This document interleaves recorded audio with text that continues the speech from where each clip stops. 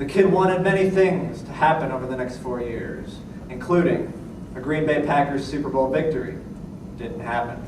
A campaign for National SpongeBob SquarePants Appreciation Day. Didn't happen.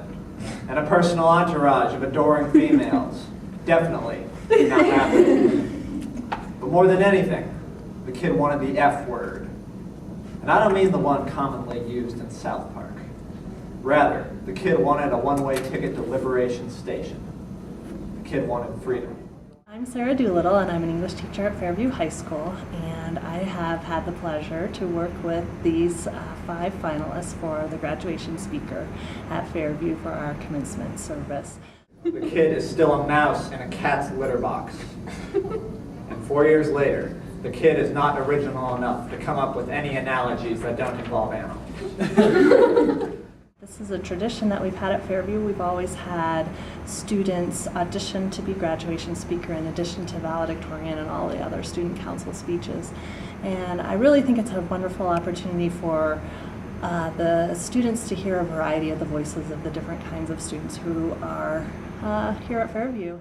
And now I know I speak for all of us when I say Fairview has taught me invaluable lessons, such as how best to burn a peanut, or why the Panic of 1893 happened. But really, it is not an exaggeration to say that Fairview has taught me everything I know about how to be a leader, a hard worker, and a friend. Class of 2010, before we go our separate ways, I advise you to keep this in mind. As Seneca the Younger once said, non est ad astra volus aeteris via. There is no easy path from the earth to the stars. As I sat down to write this speech, I gave myself a challenge because I was wondering, is it possible to write an entire commencement speech with nothing but cliches? I'll start over and I'll let you find out. These past few years have been the time of our lives, and man, time sure flies when you're having fun. We have made lifelong friendships and memories here at Fairview that I hope we never forget. We are leaving our past and creating a new future because we are the future. This is the first day of the rest of our lives. The world is our oyster. It's time to spread our wings and fly. With perseverance, you can accomplish anything you set your mind to. Hi Max. Hi Max. So hello and second. Welcome to finals. Welcome to finals. Do you have a title? Oh yeah, clothing optional. Best Remember it. That's a good ever. sign. It is now time to rid yourself of the comfort and dependence of your parents, just as it was time to throw away the Hooters shirt that your older brother bought you when you were in 5th grade.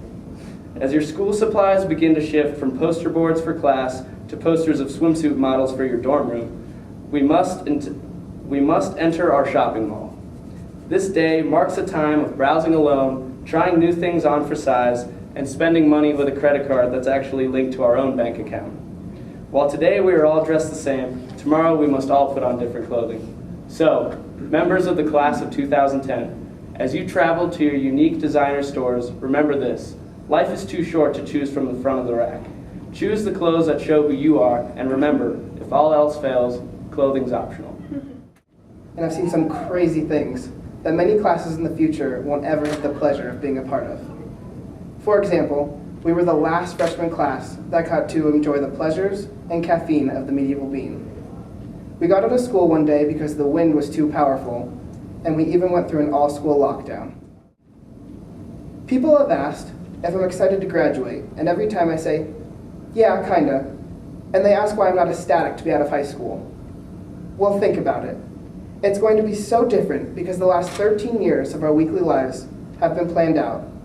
And now, as we leave high school, we're to plan our own days, our own activities, and it's really intimidating. Just as intimidating as that first day of high school, when we walked into that gym with all those teachers clapping their hands at us, anxious to meet us. Was cool because he appeals to all audiences. Yeah. So he's not from that friend group or that person, and everyone I think would get the same sort of humor out of it, and so that's why I think it's good because it's not super generic and it's just everyone universally would find that fun. I mean, we can just keep talking about him, but let's just put a yes. Okay, move on to the finalists of the finalists. It was a completely like a valedictorian. Yeah, that's what I was gonna say. Is he's the closest to valedictorian that we have. A wise man once said, life is like a bar of soap. It has a short length. It's hard to get a grip on. and it makes for an extremely disappointing Christmas present. With this in mind, let's all hope that our futures are not like a bar of soap. And while we don't know exactly what lies ahead, for the meantime, I think it's safe to say that we are free at last. Free at last. Thank Ferris Bueller Almighty, we are free at last.